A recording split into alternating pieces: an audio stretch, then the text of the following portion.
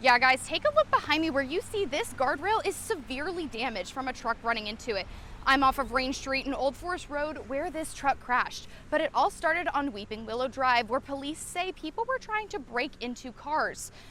This morning, Nancy Campanino's competency evaluation came back. The court found her fit to stand trial, so that trial will be set for September 4th.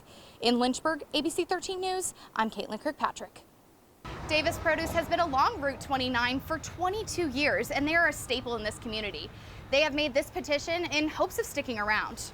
The judge ruled that Carl and Gretchen Mogensen are guilty of violating a court order. He sentenced them to suspended jail time and fined them for more than $1,000 each. The National Center for Healthy Veterans has so many therapies available.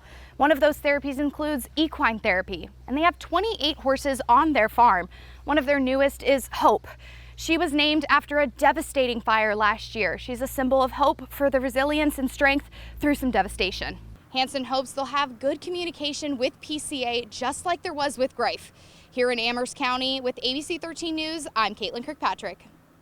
The VSB search and recovery team will be here until the roads are passable and clear for everyone around. In Halifax County with ABC 13 News, I'm Kaitlyn Kirkpatrick. 12 laps. 12 laps? Okay. You got it. Hi everyone, it is Kaitlyn Kirkpatrick here with ABC 13 at Buc-ee's. So tell me your name. I'm Andrew Corman. Okay, and I've seen you running around Buc-ee's this entire time. What are you doing out here? I'm trying to run a half marathon. Be the first person to run a half marathon around Buc-ee's. Yeah, because this is the new location here off of 81 in Virginia. It is the very first one in Virginia, so you're going to be the first one to run around at this Buc-ee's here. Yes, I think in general too. I don't think anyone's ever done something as stupid as this. Davis Produce has been along Route 29 for 22 years, and they are a staple in this community. They have made this petition in hopes of sticking around.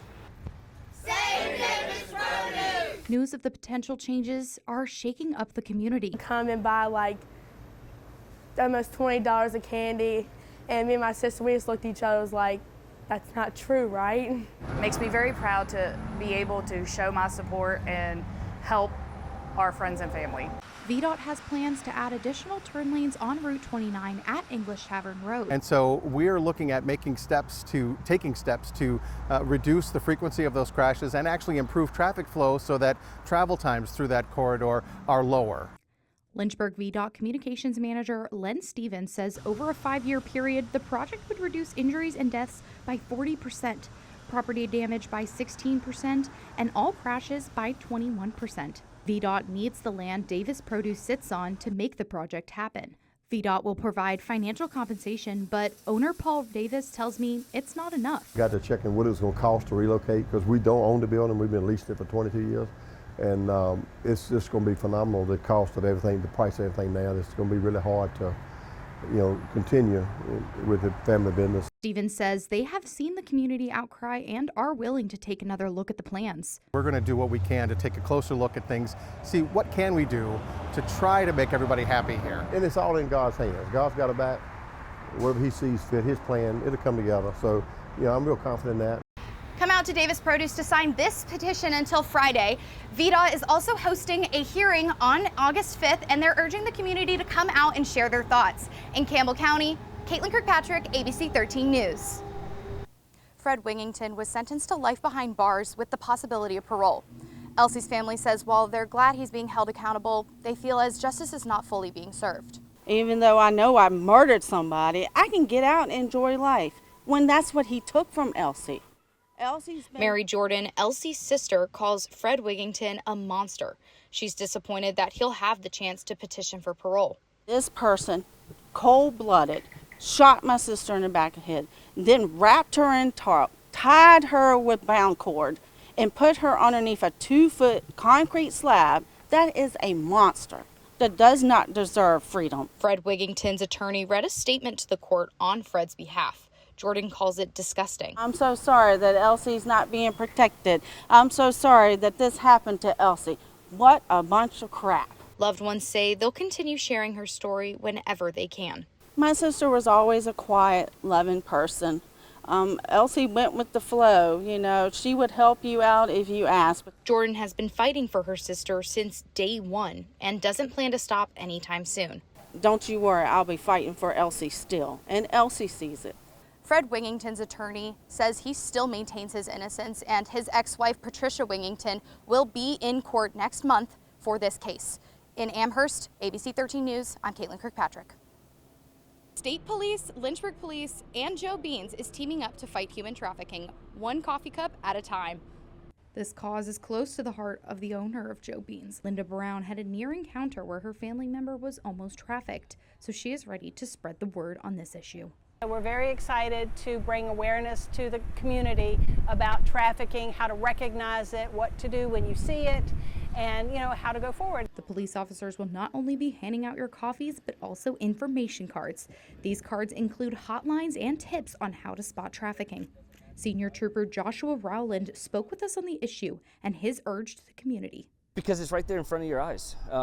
It could be just a simple tip where somebody may not even pay attention to it, and then with just a little bit of research from the card, they can then recognize it and then make those additional calls.